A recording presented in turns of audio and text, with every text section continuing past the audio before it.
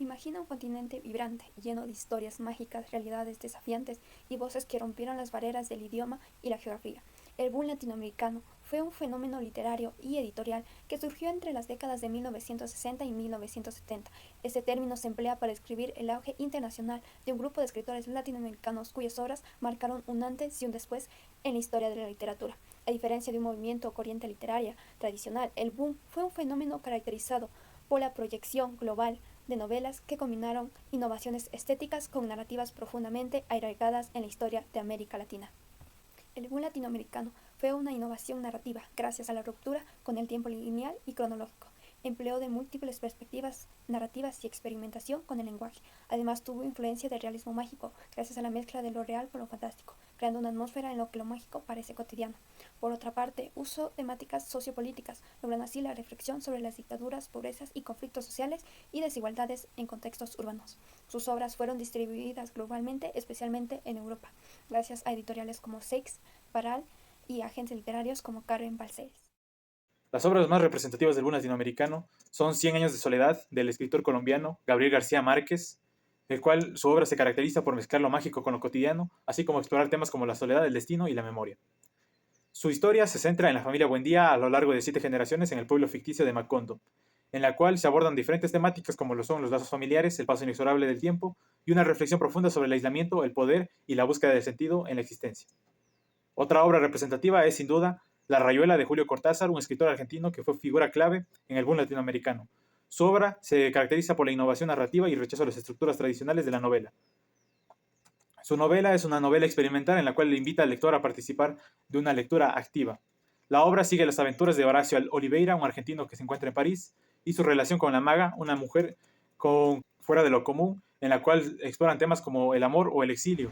El post-boom es un movimiento literario que surgió en América Latina a partir de la década de 1970 como una respuesta al boom latinoamericano. A inicios del siglo XX, tras el esplendor del boom latinoamericano, surge una nueva generación de escritores, el post-boom. Esta literatura se aleja de los grandes relatos épicos y se enfoca en lo cotidiano, lo íntimo y lo complejo de la vida diaria. Una de sus grandes características es la diversificación de voces. Ya no solo son los hombres quienes cuentan las historias. Escritoras, indígenas y personajes marginalizados toman la palabra, ofreciendo nuevas perspectivas sobre la realidad latinoamericana. El lenguaje en el postboom es más accesible y directo. Los autores buscan conectar con un público más amplio usando un estilo claro sin renunciar a la profundidad. De esta manera, la narrativa se vuelve más cercana y más humana. Mientras que el boom se centraba en la política y la historia de América Latina, el postboom profundiza en las historias personales e íntimas.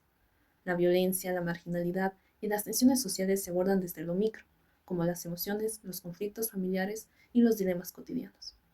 Los autores del postboom experimentan con géneros y formas narrativas.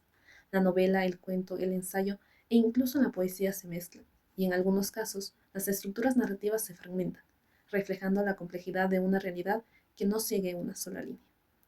La crítica social no desaparece. A través de relatos de desigualdad, opresión y violencia, el postboom sigue desafiando las estructuras de poder, pero lo hace a través de una mirada más cercana, humana y plural.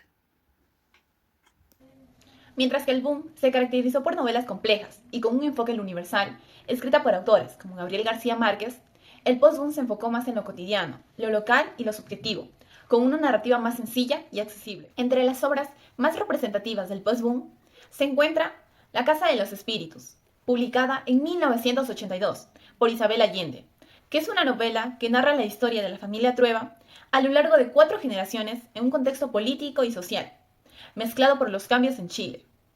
Los personajes principales, como Esteban Trueba y Clara, reflejan las tensiones entre lo patriarcal y lo espiritual, así como las luchas sociales de la época.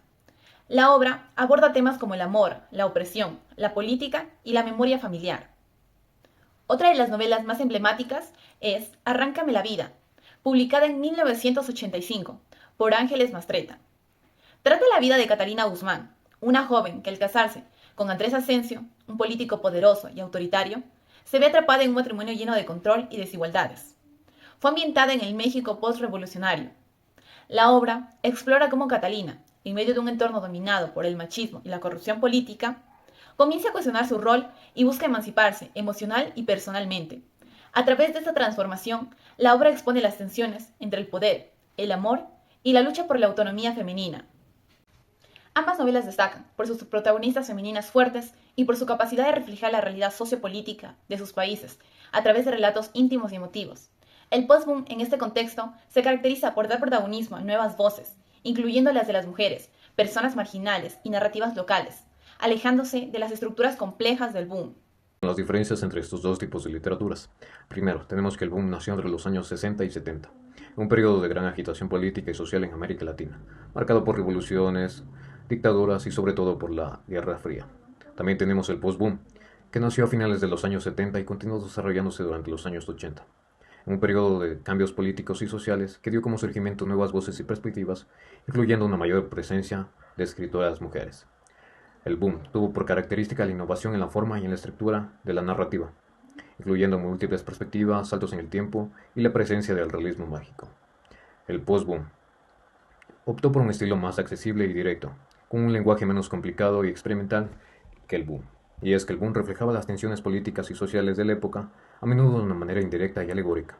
Esto quiere decir que ocultaba su verdadero significado en aquello que se escribía, mientras que el post-boom adoptaba estos mismos temas pero de una manera directa y explícita, con enfoques en la realidad cotidiana y en los problemas sociales.